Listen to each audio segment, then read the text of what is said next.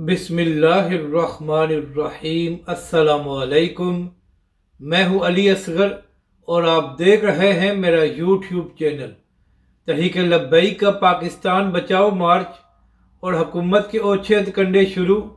इस वीडियो में हम इसी के मुतालिक बात करेंगे।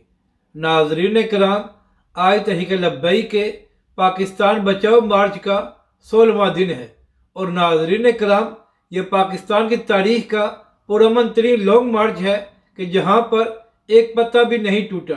नाज़रीन कराम, जहाँ से भी अल्लामा साद हुसैन रिजवी और तहरीक लब्बैक पाकिस्तान का ये लॉन्ग मार्च गुजर रहा है तो पाकिस्तान के अवाम अल्लामा साद हुसैन रिजवी का फ़कीरुल मिसाल इस्तकबाल करके अपनी मोहब्बत का इजहार कर रही है, जबकि दूसरी जानब ये खबरें सामने आ रही हैं कि लाहौर में भी एक तारीखी इस्तकबाल की तैयारियां की जा रही हैं।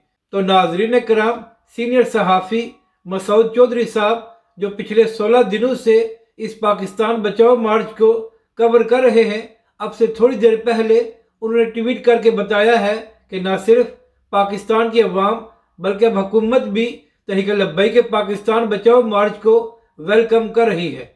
नाज़रीन कराम, मसूद चौधरी साहब ने बताया है कि जहाँ से भी तहरीक लब्बैक का यह पाकिस्तान बचाओ मार्च गुजर रहा है तो पाकिस्तान की अवाम फूल बरसाकर अल्लामा साद हुसैन रिजवी का इस्तकबाल कर रही है, जबकि दूसरी जानब जहाँ पर भी तहरीक लब्बैक का ये लॉन्ग मार्च ठहरता है तो उस इलाके की बिजली बंद करके हुकूमत तहरीक लब्बैक पाकिस्तान के इस लॉन्ग मार्च को वेलकम कर रही है। नाज़रीन कराम, मसूद चौधरी साहब ने बताया है कि जहाँ भी तहरीक लब्बैक का ये पाकिस्तान बचाओ मार्च कुछ देर के लिए रुकता है तो हुकूमत की जानब से उस इलाके की बिजली बंद की जाती है।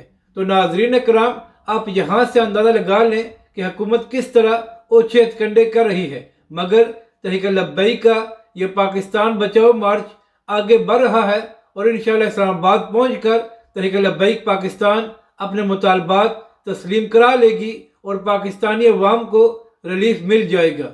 अपनी राय का ज़रूर इज़हार करें कि आपको ये वीडियो कैसी लगी और हमारे इस चैनल को भी सब्सक्राइब करें।